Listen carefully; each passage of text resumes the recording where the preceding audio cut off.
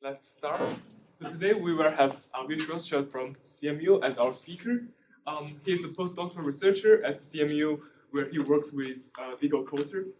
His work focuses on safe and secure machine learning as well as reasoning in artificial intelligence systems. Before that, he did his PhD in University of Maryland with Tom Goldstein, and he works on deep learning.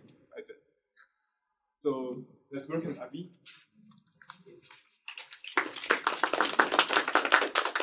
Thank you so much for having me. So all of that was correct. I'm a postdoc at Carnegie Mellon, and my PhD from just before that was at the University of Maryland. And my work is largely on safety and reasoning in AI. So today I'm going to talk about safe and reasonable AI. And before we get into an overview of my work and what we'll do with the rest of our hour together, I want to start with a very quick story. This is probably a story many of you know or are keeping up with, but the New York Times sued OpenAI over copyright claims. They argue that ChatGPT is regurgitating their articles verbatim, and they offer this piece of evidence. You don't have to read the article. I know that the font is small, but the red is exact match overlap, and on the left is output from ChatGPT, and on the right is a New York Times article. This is an article about New York City taxi medallions. The content is certainly not that important. But we look at this evidence, and I think we might conclude that this is egregious, that this is a very compelling evidence of a violation of copyright. I mean, after all, their output matches exactly. But what that evidence is missing is what's in the prompt, right? What if the user went to ChatGPT, typed in the prompt, repeat after me, and then wrote the whole article out verbatim, and then perhaps ChatGPT responds, sorry about that, ChatGPT responds with exempted it from regulations, the article verbatim.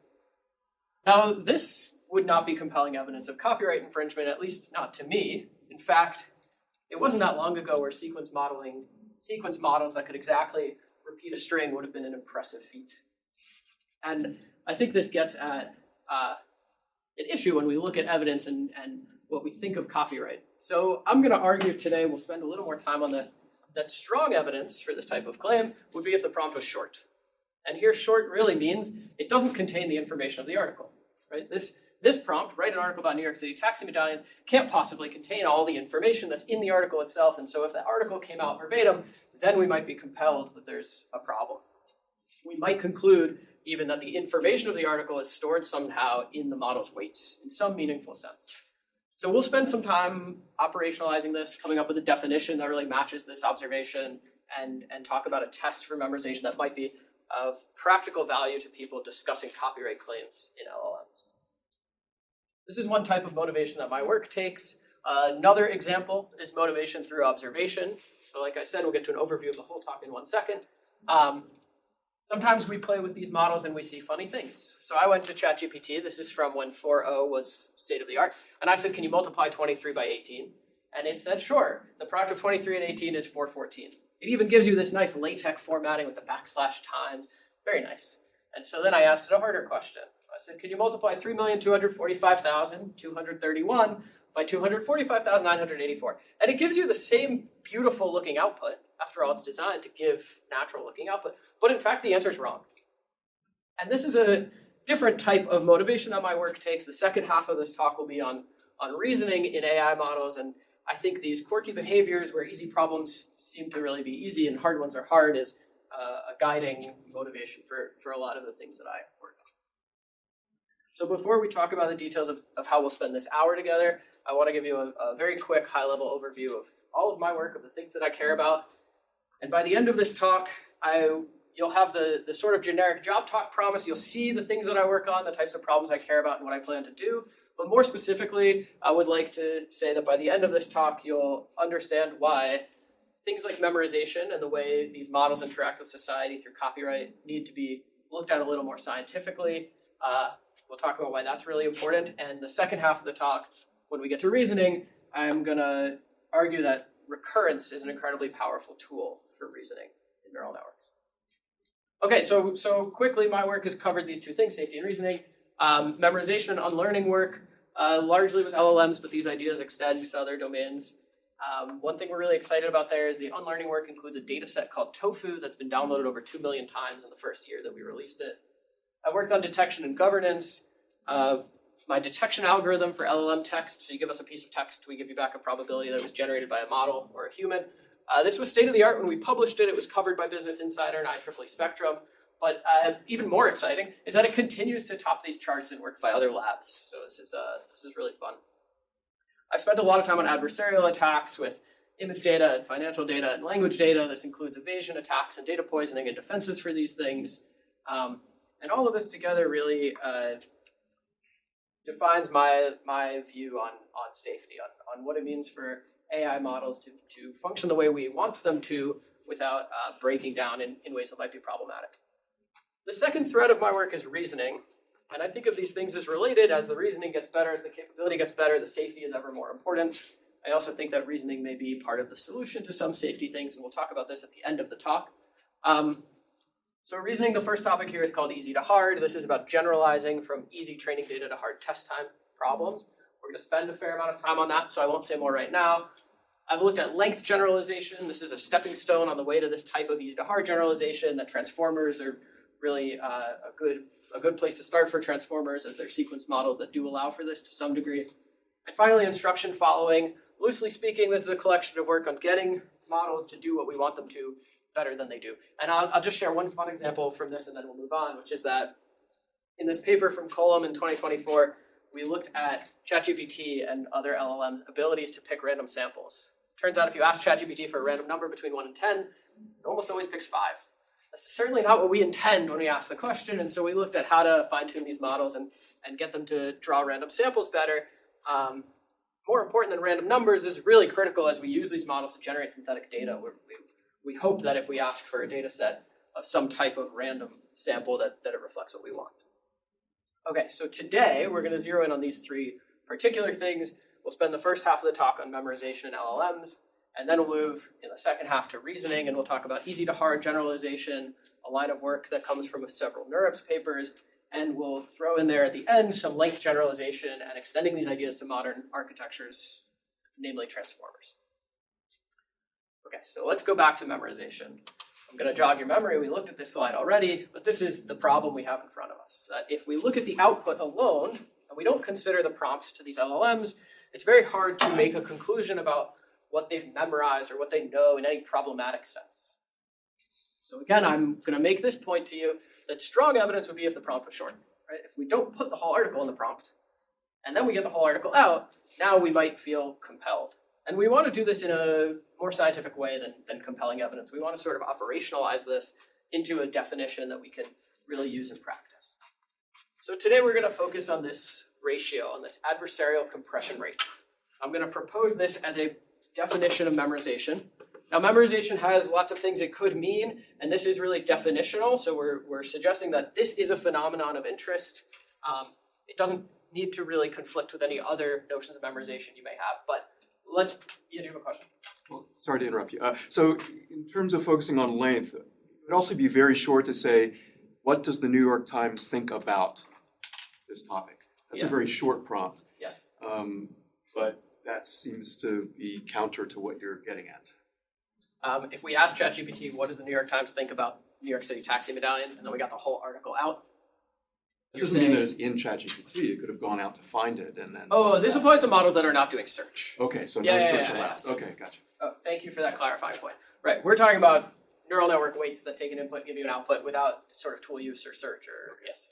Are we going to talk more about exact match versus paraphrasing, etc.? We are going to touch on the fact that that's a direction of interest, but all the work today is on exact match. Yeah, we take a sort of strict notion here. As soon as we want to look at sort of fuzzy things, so approximations or paraphrasing, which actually is very critical for copyright. Copyright doesn't always relate to exact match, but things get very hard very quickly. So for today, we'll look at exact match. Yeah. The length is measured by number of tokens on English. Yes, so the length is measured by the number of tokens. And I think in this audience of interested people, probably we don't have to spend so much time on what a token is, but if you need a mental model and you're unfamiliar with how language models process text, it's sufficient for today to picture tokens as characters or word-level tokens. Tokenization is more complicated, but not a problem for today to picture characters. Okay, so our adversarial compression rate, and I'm going to tell you why it's adversarial and why it's compression in a moment, but the idea is that there's a sample X which was in the model's training data, and with that sample X itself, we use an algorithm which we're going to get into to find the minimal prompt. This is the shortest prompt measured in tokens, so the fewest tokens for which that sample X is the exact output you get under greedy decoding. So another thing that we're going to simplify today is these models, we're going to treat them as deterministic models. We're going to always take their greedy decoding output. Okay, so we could look at a little bit of an example here, and it sounds like a lot of us are picking this up quickly, so I'll move fast, but the target string is this quote for which you're wondering, did my model memorize this? So the example here is to be or not to be, that is the question. We put this through mini-prompt. Mini-prompt is an algorithm we wrote, and I'm going to tell you a lot of the details in the next few slides. And it gives us back this short prompt, these 4 tokens, urges to be, quote, turns out if you put that into your model, into your generative model, and you let it generate text, the next 12 tokens it outputs are exactly the target string. That's what makes it a minimal prompt. And so we say this has a high compression rate, high ACR. So this is a compression rate because we are taking long things and looking for short ways to contain the same information given access to this language model. This is an adversarial compression rate because what mini-prompt is doing is akin to adversarial optimization. We're optimizing over the inputs to the model, not the weights of the model, to find these things. And so again, we will get into the details there in a moment. I'll show you a negative case. Sometimes we give mini-prompt a 26 token string, and the best it can do is 45 tokens.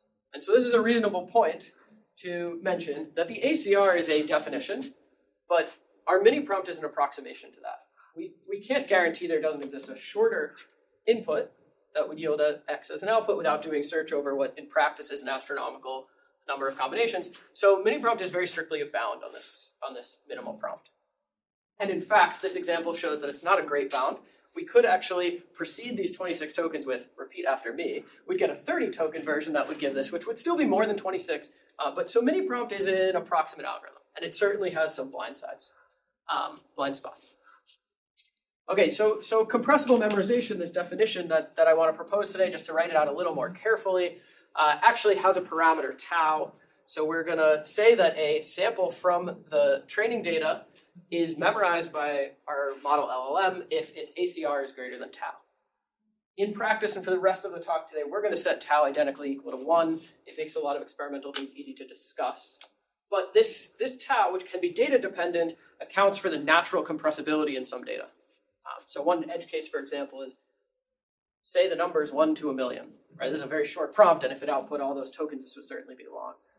So tau could incorporate the natural compressibility of a string, and we have a very strict notion here.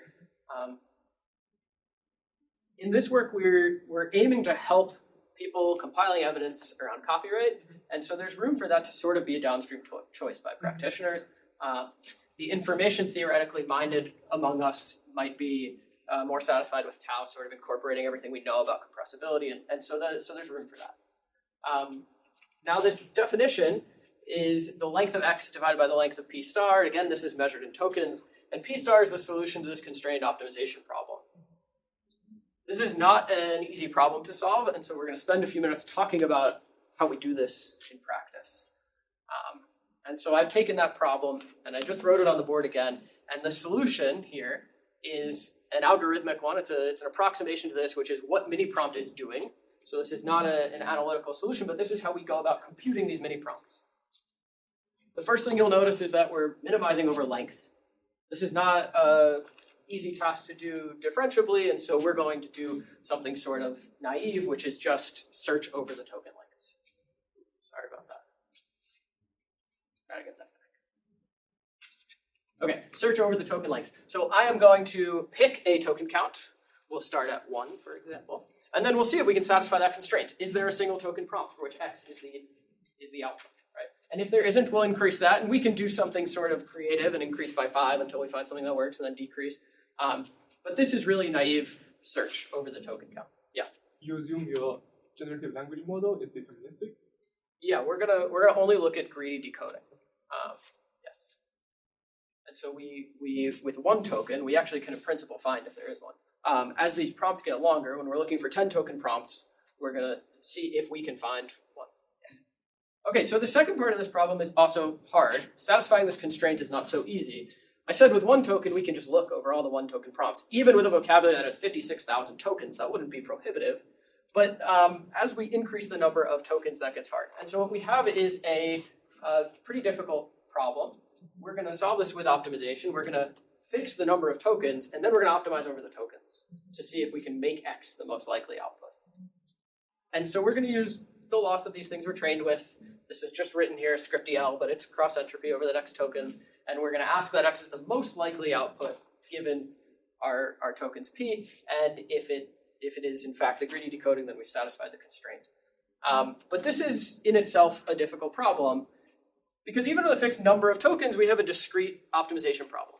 So again, if you're not familiar with the way language models process text, we can think about characters. The characters get tokenized, and so what we pass to it is actually a list of integers. And this is a hard thing to optimize over. So we need to address the difficult discrete optimization problem, and we're going to do that. This is really where the word adversarial comes in, with adversarial optimization techniques. So about 2 years ago, some work on getting language models to do things they're trained not to do, which is why we call this adversarial, gained a little bit of popularity, and there are a lot of these things called jailbreak attacks, and we're going to borrow some of their tools. So again, what we're doing is we're optimizing the prompt, not the model weights. This is different than training, and we're going to change our notation a little bit as we address this. So the first thing I want to point out is that our little p for prompt is a list of integers, a hard thing to optimize over. We're going to abstract away the first layer of our network. So I'm still going to call it M. This is a slight abuse of notation, but the first thing we do with that list of integers when we pass it through a language model is we index some vocabulary of embedding vectors. And that could be done by expanding the integer into a one-hot vector and multiplying by an embedding matrix. Okay, so we have written that here as the p times e, and these p's are all one-hot vectors now. And that's going to allow us to compute gradients with respect to that one-hot vector. So for the rest of this slide, it's completely sufficient to picture a single token prompt. Everything we're going to do scales to as long as you want the prompt to be. But imagine P, instead of being a matrix of one-hot columns, was a single one-hot vector. Then it might look like this, right? So again, in this case, and again, without loss of generality, our vocabulary is 5 tokens, and the token that we are initializing our search to is the second token of the vocabulary. Instead of passing in the integer 2, we pass in this one-hot vector. Now when we compute the gradient, we actually get values in each of these positions. We get real values in each of these positions that reflect if we added that to the input, we would change the loss in the direction we want. Now, because this is a discrete problem, and because the language model is trained on hard tokens, and because we'd like to measure our minimal prompt in the units of tokens at the end of the day, we don't want to do regular gradient descent. We don't want to take this real valued vector and add it to P and just move through space. We like to stay in the discrete space. And so we're going to do a greedy update. We're going to take the brightest values, or the largest gradient values, and consider these as candidates. So now I can take a batch of 2. I can imagine if I had the first token, where the highest gradient is, I pass that through my loss and I get back a value. And then similarly, I take the 4th token as a candidate, I pass that through the loss, and I can greedily pick whichever one lowers my loss. Okay, so the scale of this problem doesn't reflect reality. In reality, the vocabulary is huge, and the prompt may be 20 tokens, and so we don't do this greedy step on all of the gradient entries that are high or above some threshold. Rather, in practice, this is where we add stochasticity, and we randomly pick some number of the top P gradients to evaluate as candidates. Yeah? Why not do projected gradient descent? It doesn't work. That's really the whole answer. So the question was, why don't we do projected gradient descent? In lots of adversarial literature, especially in image space, we do projected gradient descent. Even if the problem is not being discrete, we might have a bound on the space. Projected what? What would be projected? What are you projecting to? 0, 1. It could project to, okay. to the To the simplex hypercube. or to the points. What? To the hypercube? Not the, okay, to the You can make a lot of choices here. You could project just onto the simplex, where at least you have something that's a convex combination of tokens. You could try and project to the nearest discrete token. There are actually choices, and there is work on this. One of these discrete optimization algorithms, which is different than what I'm teaching you here, is called PEZ, which does projected gradient descent. It turns out it doesn't work so well for language models. It works very well for finding prompts that make image models give you back images you want. It doesn't work so well for language models. I'm not sure I understand exactly why one of those works, but anyway. Yeah? Just to make sure I'm understanding, you take the gradient with respect to P, and X is the text you're trying to generate. Yes. Although you're assuming 3D decoding, that's just the language model loss on that text. Yeah. Exactly. Yes. So when you say it doesn't work, it means you can optimize, but the solution cannot be made a sparse solution, or you cannot optimize it. Oh, you could sort of pick your poison. You can either do projection in a soft way where you're not getting back discrete tokens, and you won't get back discrete tokens. The penalty doesn't win out when you run the algorithm, or you can force it to you can project to the nearest discrete point. In which case, you never find a prompt for which x is the actual output. Okay, right? good. Your objective, you're sort of downstream projective. Thanks for that. Okay, so this greedy coordinate descent algorithm is pretty powerful for getting language models to do what we want them to do, is eliciting text. And we run this inside. This is sort of the inner loop. Like I said, we're doing search over the prompt length because this doesn't penalize the length of the prompt. So this is how mini prompt works. It has this sort of nested loop style, and it does greedy coordinate descent in the inner loop. Now, you might be wondering how well this works. So again, this is definitional work. This definition of memorization is something we're hoping to see has value. We can't measure its accuracy in the traditional sense. We can't point to a piece of data and say, this was memorized, let's go see what our test says. This is very hard. And so what we're doing here could be considered a validation experiment. It's to make sure that it's useful. So we'll look at these 4 categories of data, famous strings repeated many times in the text. We hope some of those are memorized. The LLM science out there, according to other definitions, would say lots of those should be memorized, so we would like to be consistent with that. Training samples that are in the training data only once. It's a little more experimental. We don't have a great understanding of whether those should trip our switches memorized or not, so maybe very few of them will.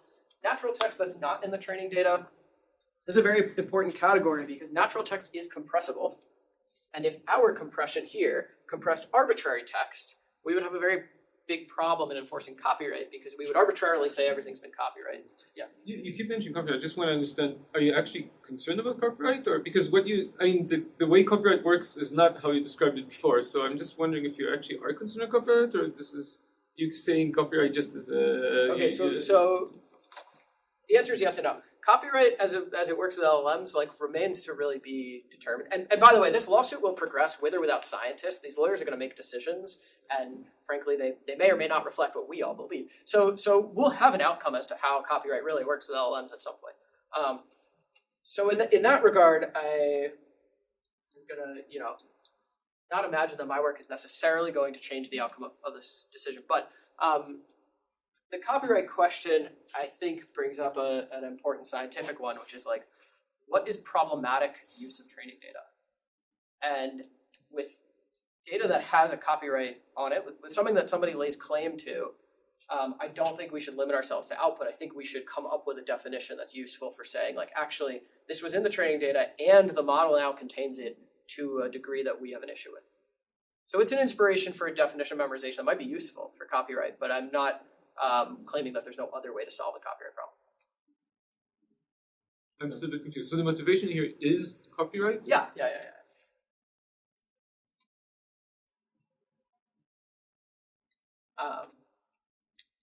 Okay, so random strings is our last category of text, which in principle should not be compressible, and again, serve as a little bit of a litmus test. If our compression engine compressed them, we would have a problem. Okay, so I've painted this picture, which of course my results are going to show exactly, right? Famous quotes, we memorize them about 50% of the time. This is from a Pythia model that was trained on the pile. We do have transparency as to what it was trained on. Wikipedia is my source of natural language that was in the training data only once. In this version of the pile, that's something we can check. And 8% of those things look like they're memorized according to this definition. What's the definition? I'm a bit confused. The definition is that when we run mini prompt, we get a short prompt that elicits this exactly, that has fewer tokens than the sample itself. Just fewer. Yeah. In this experiment, we set that tau parameter identically equal to 1. So this is a definition that doesn't quite account for the compressibility of these things, and still we find that famous quotes are. Yeah, is there a question about that? Well, I'm surprised that natural text is not. You can never get a prompt. I mean, it seems like your mini prompt is just not finding it, honestly. I mean, it seems surprising, almost impossible, that for natural text you would not be able to get a prompt shorter than it to generate Well,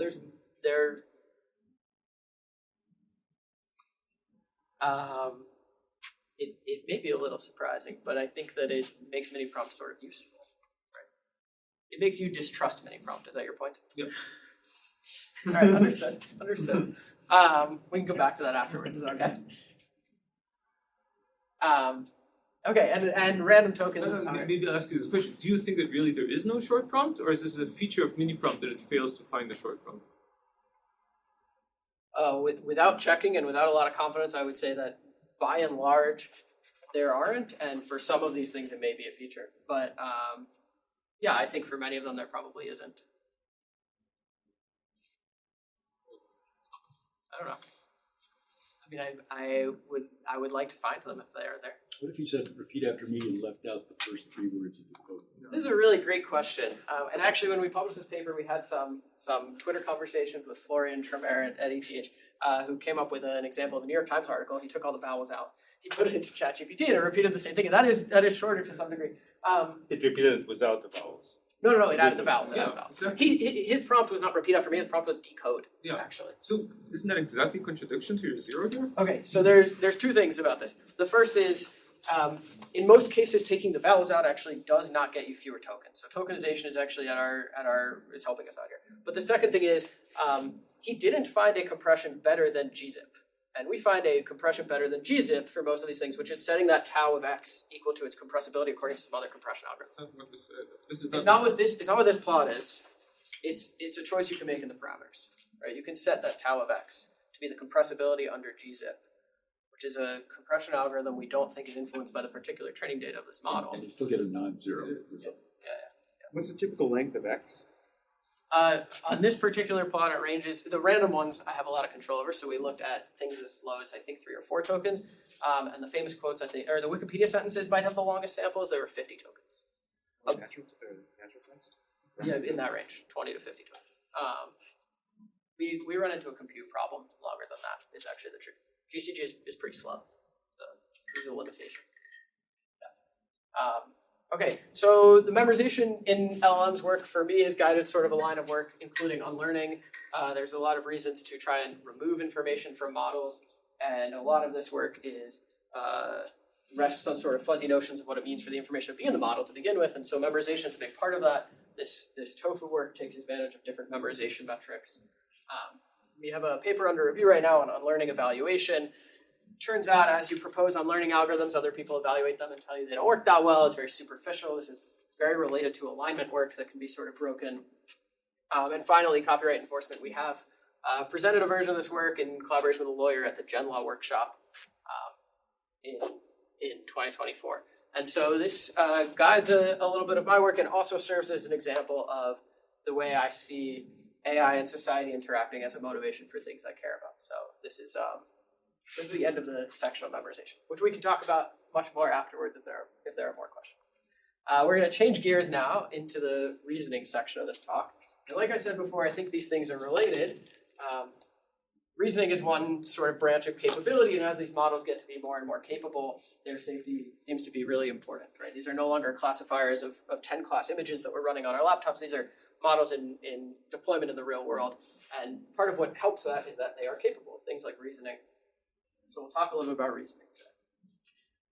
There are still some things that humans do better than computers.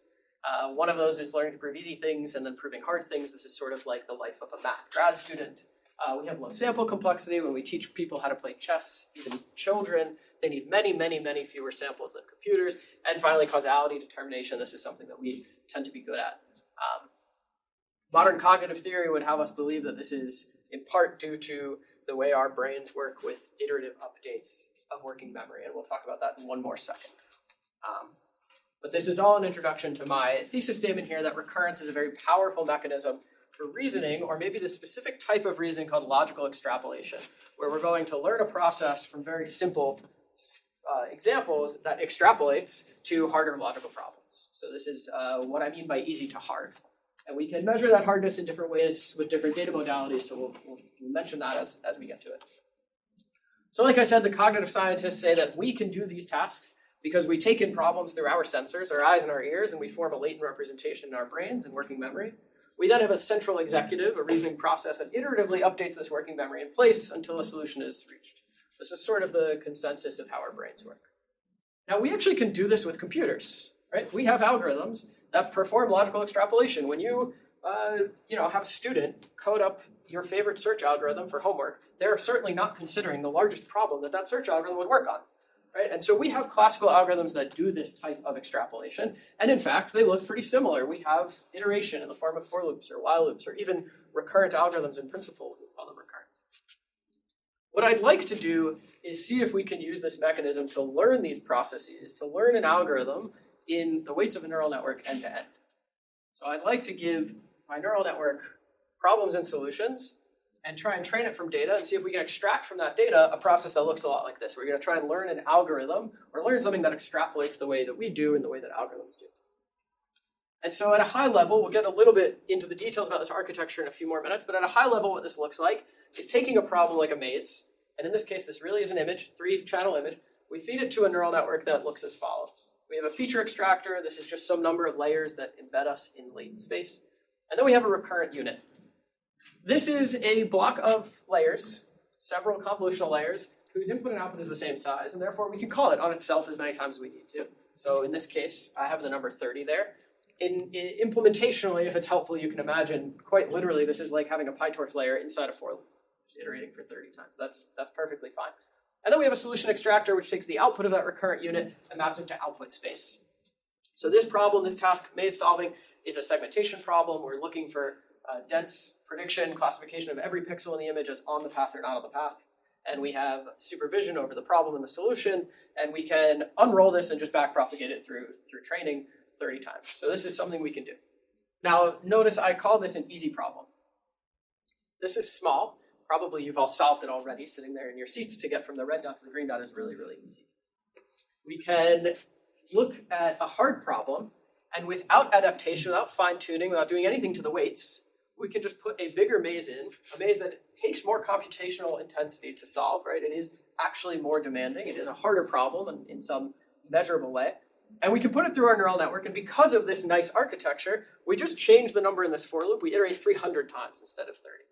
Okay, so this is a way to build neural networks that are capable, at least in terms of their mechanism, of thinking longer to solve harder problems, much the way the iteration in our brains or in classical algorithms does. Okay, to do this, there are 2 steps. The first thing we need to do is replace feed-forward computation with recurrence in neural networks and hope nothing breaks. Right? This is hard. In fact, classically, what you might learn about RNNs is that with lots of iterations, it's very, very hard to train. So this is something we do and we want to see. And in an iClear paper, we did this with image classification. So this is not an instance where easy to hard is really at play. There's a lot of literature on which classification examples are hard, but certainly that's a much muddier case than my mazes. And so your classic feed-forward model is on the top. You pass through layer A, then B, then C, then D, right? These can be convolutional layers or linear layers, whatever you prefer. And at the end, you go through something fully connected. Again, as opposed to convolutional, that would be a difference, and you get an output. The type of recurrence we're going to talk about today is not necessarily sequence modeling. I don't need you to picture LSTMs per se, although there's a lot of parallels. We're going to replace those distinct layers with repetition. So we're going to go through A and then B, B, B, B, B. Right? This is the same thing as that blue block that was repeated on the earlier slide. And we do this in an iClear paper, and we show it, not only does it not break things, but it turns out for a fixed width, the effective depth matters more than the number of parameters. So we find that these 2 models actually perform very similarly on classification tasks, and this work challenges a lot of what we think about expressivity and layer specialization in image models.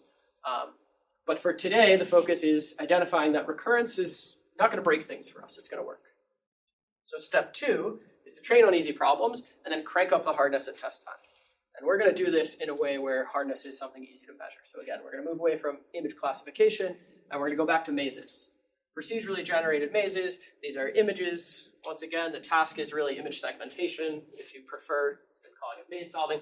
We're going to train on 9x9 mazes, and we're going to test on harder mazes, 13x13. Right? 9x9 is smaller. These 13x13 mazes are more difficult. Okay, and of course, we can do this pretty well. So there's a few things going on this plot I want to take a minute to talk about. The x-axis is iterations at test time. So the feed-forward model is a dashed line. It's just a baseline in the vertical dimension because it doesn't have variation of iterations. And it's actually important to note that the feed-forward model, trained on 9x9 mazes, gets about 30% of these 13x13 mazes correct. This is some type of generalization you may not have expected. The recurrent model, on the other hand, does much better. So this is a recurrent model with many fewer parameters, in fact. It has the same effective depth at training time as the feed-forward model. And it was trained with 30 iterations, so we call this the training regime. And when you get to the 30th iteration, it's getting about 55 or 60% of these mazes correct. That's much better than feed forward, and it's even before we've taken advantage of its ability to think for longer. We can, however, turn up the iteration count, and we get even better. We get to 80%. Now the half of the plot that's empty we need to fill out. What happens is if we iterate these things for too long, they fall apart. Okay? So we're going to call this the overthinking problem. These recurrent models, we can brand them as deep thinking models. That's what we call them. They think deeper on harder problems. And they do have an overthinking issue. And so we need to solve this. Right? Practically speaking, by the way, this is a problem because at deployment, if you didn't know this magic number 45 where you were going to peak, you would have no way while you're solving a hard maze that you don't have the answer to know when to stop iterating. So this is an issue. You have a question? Yeah, so if you use a lot more iterations at training, does it behave differently? Is it possible? I guess I'm asking if it's just a gap between training and test conditions, whereas overthinking. Oh, that's a great question. If you train with 45 iterations, for example, you still saturate on the 9x9s, you'll get all of them correct. And in fact, you'll get about 80% of the 13x13s correct at iteration 45. But then it will still drop as you go. Yeah. So does it help if you use the stochastic depth for training? Great question. That is something we do in the next version, so it does help. Yeah. The question there was about stochastic depth. So at training time in the next, well, I'll get to that. Okay, so we want to fix this overthinking problem, and we do this first with an architectural improvement. So instead of feed forward and recurrent, we're going to look at recurrent and something we call recall. This is a small change. This is a single line or two of code in practice, and what we do is we concatenate the input to the latent representation on its way into each of the recurrent modules. If it's helpful to have sort of hand-wavy intuition here, it's as though in the middle of solving the problem, it gets to go back and see the original problem. Right? This is sort of the inspiration. A detail that's not on the slide, but the question stands, is we also change the loss function to do some stochastic depth. So instead of fixing the iteration count to 30 when we train, we randomly sample between 1 and 30, and sometimes we do very little iterations, and sometimes we go up to 30, but we're never going to go over 30 iterations at training time. Okay, so this is our familiar plot, and now, of course, with this recall and with this new loss we call incremental, which has to do with the stochastic depth, we get this beautiful red curve. And the three important properties are that it rises faster, right? It's higher even within its training regime. It peaks higher, it gets 100% of these mazes correct, and it stays there. And so we have essentially solved this overthinking problem. These are deep thinking networks that at deployment time in practice, you can stop iterating if the latent representation doesn't change. So it turns out these are really, empirically anyway, they look like fixed point processes. And that's really beautiful for deploying them on problems where we don't have the answer. Now, I want to just paint a picture of how crazy this is, because those were 13x13 mazes, which you might be sitting there thinking, not really that big. That would be okay with me. We go from 9x9 to 201x201. Now, the red dot is about 2/3 of the way through the screen down here. The green dot is above it. This is certainly harder. I don't think you can solve this one from your seats. And of course, with 2,400 iterations, our network solves this perfectly. How many paths are there? Good question. These mazes are all tree graphs, so there is only one path. There's only one path between any 2 points on the maze. There would be a problem if there was more than one. We have some follow-up work on mazes with cycles, and you need some more tricks, but you can actually get around them. So tree graph, so it's like, what if I just talked about the set of places that can be reached? Oh, you can reach every single white pixel from every other white pixel. Yeah, but you can make it so you wouldn't, right? So if there's two trees, I think what Yes. if you have two separate trees there, can you can you train on finding the tree? I think that's maybe Is that the question? Could you slightly find it? different task. Yeah. This is a different task. You're wondering, like, what if the goal was to highlight all the pixels that were on one connected tree or one connected subgraph? That is a different task that I have not looked at. I think that was what they were thinking of. I'm assuming it was possible that there were places that could not be reached. No, all these mazes are you can reach all the places, but this lights up only the pixels on the route between those two, right? Okay. So I'm very curious about the intermediate patterns you get from this loop. So I have a guess. The guess is you can do something like if you have one pixel which has 3 black neighbors, just take it black. If you have 2 white neighbors, then keep it. And basically, if it's everything connected, it at least has one white neighbor. So iterating this like by number of iterations, which is equal to the largest like V. That is exactly what we see, and you're giving away the punchline of a slide in a few minutes. But yes, that's what happens. That is what happens. That's very good. Okay, this takes 2,400 iterations, which is close to 10,000 convolutional layers in sequence. We can go even bigger, 801 by 801. You can't really make out the maze shape anymore, but of course our model gets all of this correct. And this takes 20,000 iterations or thoughts, if you'll be cute with me, which is 100,004 layers in sequence. Since we did this work and I've been giving talks on this, I've been making a sort of conjecture, a claim that nobody's made a counter-argument to yet, but I think this might be the deepest model, deepest convolutional model anyone's done inference on. It's 100,000 layers. It's not like ResNet 1001, 100,000 layers. And in fact, our results sort of end here because our compute doesn't really allow us to solve this at bigger mazes with the compute power we have. We ran one on 1001 by 1001, and it took more days than we were allotted in our computational queue to solve. Okay, so I would like to relate this to the chain of thought. I think that there's a good motivation for us to study the way that AI reasons, but access to chain of thought models and training models from scratch at that scale is sort of prohibitive. And what I think is pretty cool about this stuff is that we are looking at the way an AI model reasons over some logical task without needing a language model, right? These things train in sort of modest amounts of time.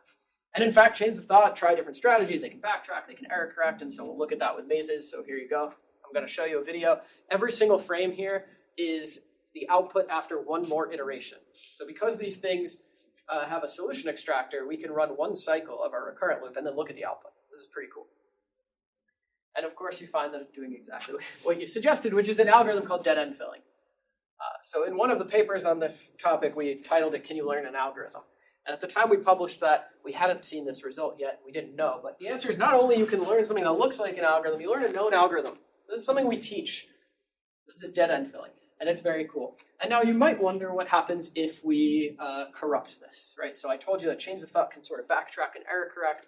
Well, in this case, it doesn't have to. The problem is very stable. It's well-defined. It just solves it, okay? But after it solves it, so now I've run for my 40 or 50 iterations that I needed to, I'm going to take that latent representation and I add a little Gaussian noise to it. And now when I feed it through the output extractor, I get this mess, right? This isn't even really identifiable as a maze.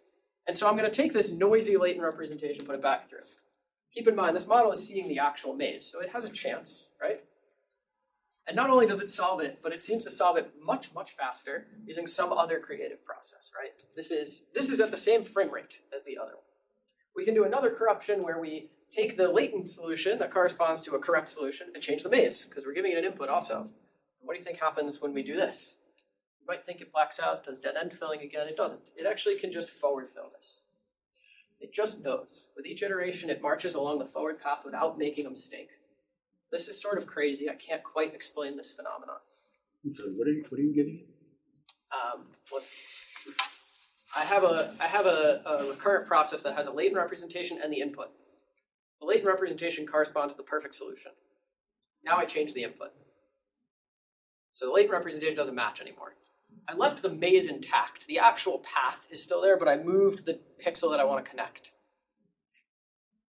And somehow this latent representation is expressive enough, it contains enough information that with each iteration, it can go forward through the path and You just have to retrain the model. Nope. No retraining, no adaptation, just an ability to learn. You move the, you said you move the start, you tweak the start? So you give it your recurrent at each step gets the latent state and the input. Yes. And the input is the exact same maze, just with the green dot move. Is that correct?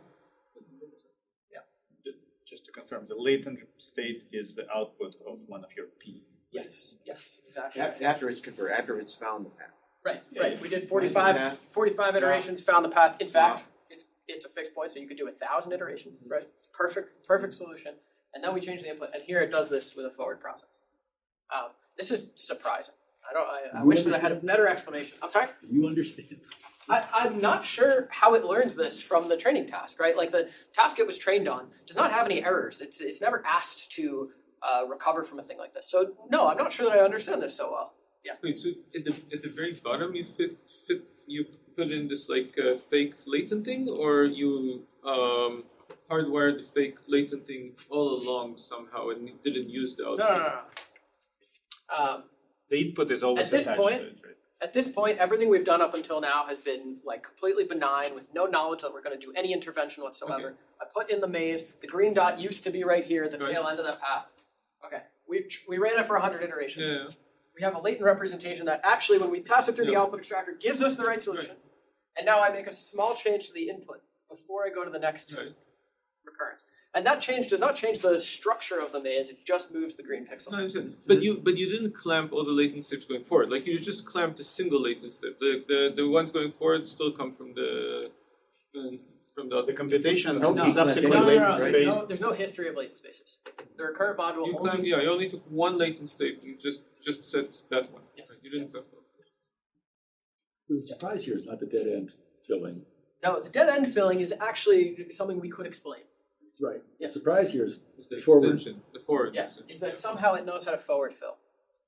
And still gets the correct information from the registering from the input. It sees the actual input, the raw maze in pixel space. Yeah. Yeah, I mean, this is weird. I think this is fun. I think this is exciting. This is the kind of weirdness that makes me curious and wants to make me, do more research. But this is almost analogous to just starting over.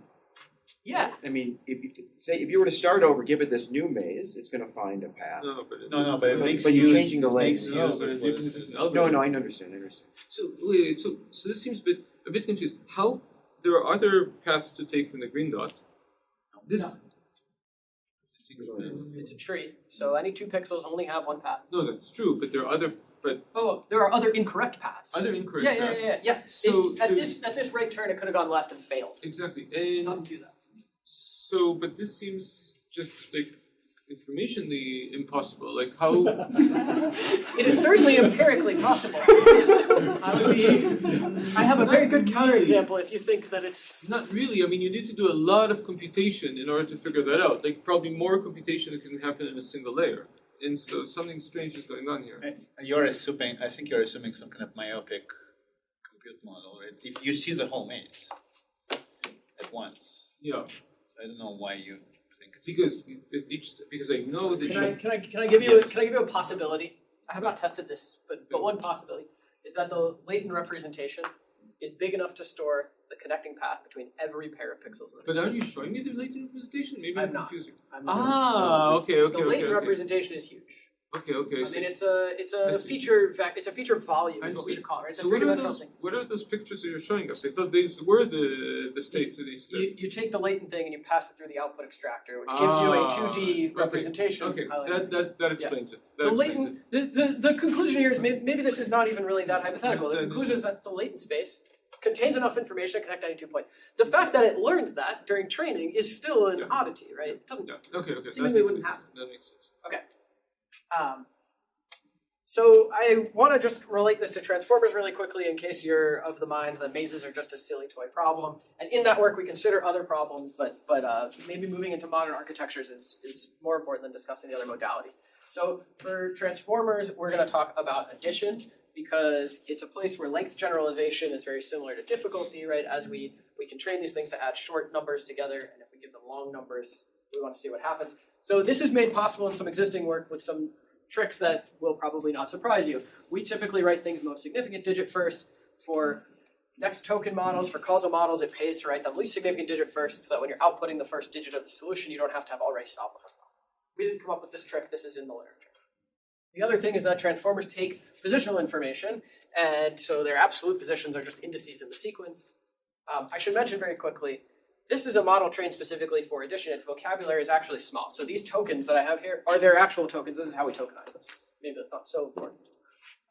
And you have some choice over existing embeddings. These are not my algorithms that allow for length generalization. And what I mean by that is if we only trained by passing in a unique vector for each position in the sequence, then we would have no ability to pass in another token at test time because we wouldn't have that. So fire and nope are these two positional information systems that allow you to actually extend that. And if you put all these tricks together, you can train on 20-digit plus 20-digit problems, right? Our training data is up here in red. That means I'm adding 1 digit to 5 digits and 12 digits to 18 digits, but I'm never adding more than 20 plus 20 digits. These are 20-digit numbers, they're very long. And we train it to solve these problems, and at test time, you see it bleeds over the red square, we can go all the way up to about 25 or 30 digits. maybe it's clear by how much white space I put on this grid, but that's not what I want. I would like a better generalization than that. Okay, so one thing we can do is we can visit recurrence in the form that we've been studying, where we actually have a block of layers. In this case, it's a transformer. And this is sort of like weight tying our transformer heads. So we just pass the representation of this through our transformer operator, the same one 10 times during training. This is exactly like we did with the image models. The parameters here are just for the transformer people in the room to understand. This is not a gigantic transformer block, it's sort of standard. And of course, if we do this, we do a little bit better. Now our blue region bleeds all the way to 40 digits.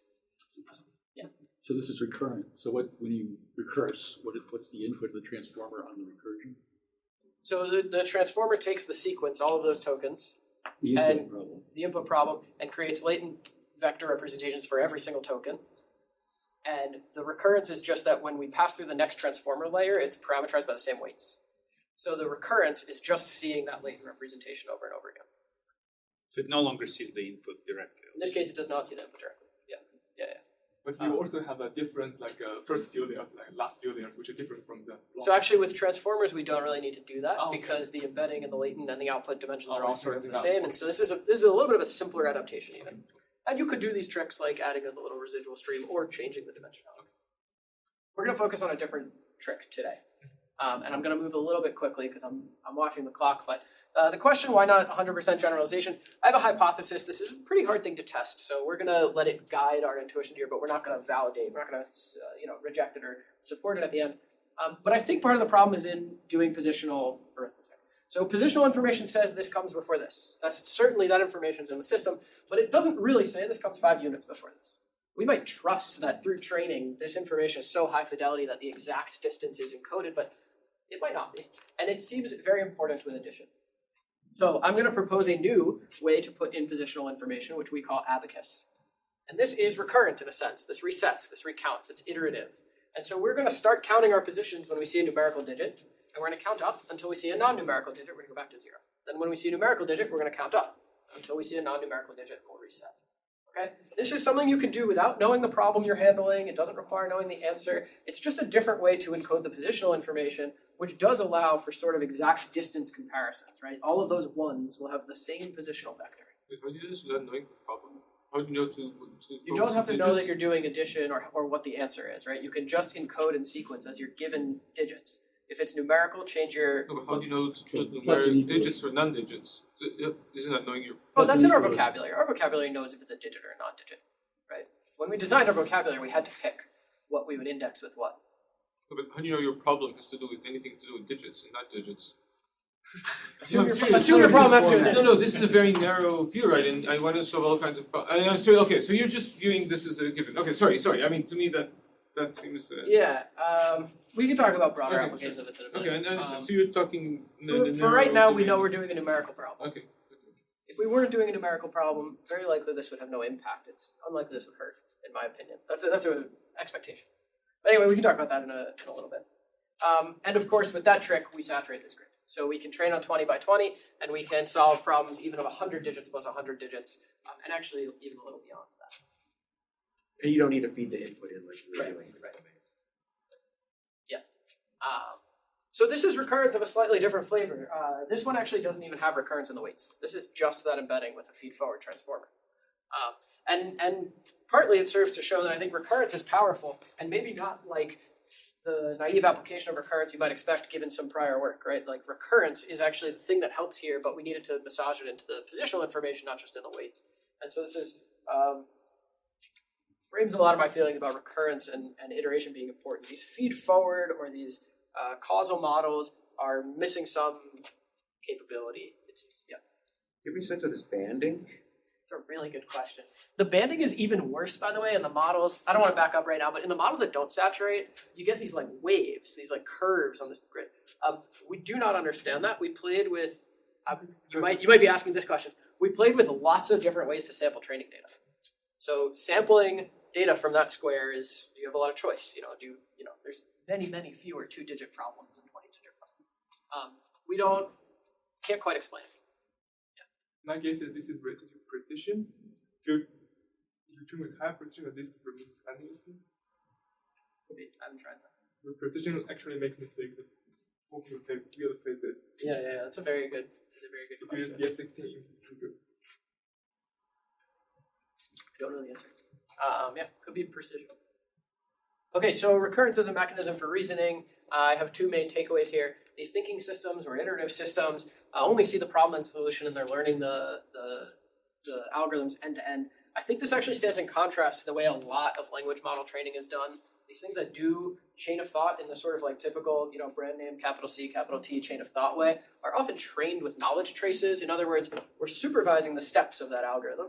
And we don't do that here, which I think is an important distinction. Also, these recurrent approaches lead to easy to hard generalization. So this is more a concluding point than anything else, but I am excited about applying these ideas to other domains and modalities, and I think that there's a lot of promise. Okay, at time, I have a few slides on my future work. If we can get through those in maybe 2 minutes, then I'll take questions. Is that okay with everyone? Great. Okay, I want to talk about two specific future directions today. The first is context-aware behavior. So this is not responding to what is in your context window, but rather responding to the larger context. As an example, we do this very well, humans. Right? I give my credit card information to vendors I'm buying stuff from. I do not give my credit card information to scammers on the phone, at least 90% of the time. And this is something we're really good at. LLMs don't do that, right? Like modern models, if there's something that they know that can be elicited from them, anybody can do that. They're like completely incapable of knowing something and not sharing it, or knowing something and sharing it sometimes. I would like to work on this, and I think a couple of sort of first steps are to look at instruction hierarchy and user identification, to do this in sort of a hard-coded outside the LLM way, which by itself is not that trivial. And maybe there are structural things we can do. Mixtures of experts sort of convince us that we do know how to teach models to route queries, and maybe we can do that with security clearance as well. I'd also like to work on reasoning beyond. I'm sort of ever trying to make these models reason more and get smarter. And I think a reasonable goalpost is to solve open math and science problems, and maybe even build AI that comes up with novel research questions and experiments, maybe even that simulates these experiments. While it might sound that I'm trying to automate my own job away, I think that novel research is the pinnacle of what we mean when we talk about intelligence. And I don't just mean that because it's what we do in this room, but it's pushing sort of our community's knowledge base further. And so I think that this is a reasonable goalpost for building truly intelligent systems. And I am remarkably excited about adaptive test time compute, this type of scaling, and even self-improvement, which I'll say is different than adaptive test time compute in that the compute is spent between training and test time. So the model can do some things. We can write some algorithms that don't require new data per se. They don't require new supervision, but they actually update the weights, and that's before you see a test time query. And I think both of these are promising directions. I'm happy to take any questions at this point. It's been great to share my work with you today.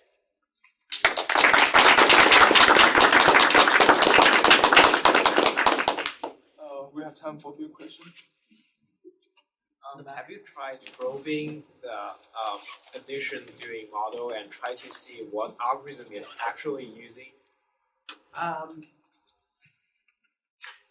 We haven't had success. We haven't tried that hard. So we did try to parse the algorithm. So the convolutional models that I showed you with mazes, we looked at chess problems, we looked at Sudoku, and I was really hopeful with Sudoku that we would be able to extract an algorithm, and it's extremely difficult. So with addition, we tried a little bit, but we had already had this sort of failure case with Sudoku. It seems to be hard. The mazes are somehow a special case where we're enlightened as to what's going on. Thank you. So is the mazes the only one of these problems where it gets 100% accuracy? No. You can solve Sudoku problems that are I harder. see. Yeah. With chess, you solve more as you iterate for longer, but you don't get 100%. We also looked at an even simpler problem, which is computing prefix sums. So I give you a binary string, and your output is a binary string, which has the cumulative sums mod too. We can get 100% at arbitrary size increase with that too. Maybe less compelling than the mazes, but it was important for us developmentally. We did a lot of research there first. Do you get an algorithm out of that? Interesting. We get different partial solutions. So as we change things in the architecture, you can see that it resolves things sort of linearly, the way you and I probably would if we did it by hand. And then there are other things we can do that don't show that pattern, but I would not say I have the same clarity as I do around dead-end filling. Yeah. Dead-end filling is, I do think that that's a special case in terms of interpretability. I mean, it just is something we can see. I'm sorry, maybe it found an algorithm which we don't know of. Very possible. That was sort of the motivation and the hope. So at the same time that we were doing this, there's a line of work from DeepMind, and we ended up collaborating with this group, but on teaching neural networks graph out. They were specifically interested in graph data, but graph algorithms. And they supervise all the intermediate steps. So they say, can we teach it depth first search? Can we teach it breadth first search? And we had this feeling while we were doing the work, like, kind of the goal is to not supervise it, see what it learns from data. So yeah, I'm motivated to find new algorithms. It can be hard to extract them, even when you have parameterizations. So I'm curious for the first part. The more traditional, the other way I think of large language compressors is use the Arithmetic encoding. do some something like that. So I'm curious how that compares here. I mean, both like do you in terms of like how far are you from that? Because you definitely do worse than that. Oh, much worse than that as a compressor. This is by no means is this the right So is way to it like compress right? text. You're obviously the worst way, but by how much and whether how does that compare? This Okay, so I don't have a number off the top of my head by how much. I mean, like it's probably not even close. LLMs compressing things with arithmetic encoding gets pretty close and maybe even better than gzip in some of settings. course, much better than GZIP. Um, I mean, because the way you're doing it, it's a model split. If you're trying to argue that the information is in the network, then our thought, and you can disagree with this, but our thought is you sort of want to interact with input and outputs to make a copyright claim, as opposed to using the logic values themselves. And this comes from a regulatory standpoint, which is that if the criteria for getting in trouble for something was based on your logits, it's extremely easy to skirt that. Right? You can manipulate your logits very fast and still perform well in whatever benchmarks you have, right? And so from the regulatory angle, we're a little more robust to an adversary trying to get out of a copyright claim. And that is a whole section in the paper. There's a few different things we can look at there. And what about if so intermediate things of interact, instead of having all the prompt at the beginning, I could have multiple stage of interaction, then I could probably get, my guess is pretty close to arithmetic coding. That's a really good question. I haven't thought about this. In other words, if you get half the quote and the next token's wrong, you put an optimizable token there, you figure out. I have not run this. I'm curious about it. Yeah, you probably do much better in terms of compression. You might end up arbitrarily compressing natural language, though, and lose the ability to determine things that are memorized. Yeah, so this is what I'm kind of like. In fact, okay, we'll talk about that later. I understand where you're going with that. So in terms of adaptive test time compute, nowadays we have multiple approach, like have more loops in the test time or like a COT. Can you comment on like in what case you think like looping is a better strategy than standard COT or MCTS? Sure. I'm generally attracted to looping to the iteration being in the latent space, because I don't really trust these chains of thought. Like so one response to this looping stuff is, why do we want this? In chain of thought, we know what the model's thinking. And my attitude to that is like, I don't think we do. The model outputs some text that looks really nice, and I'm not sure that it's explaining some internal mechanism. So in some sense, I think it's like going to keep us from making bad claims about what these models are doing.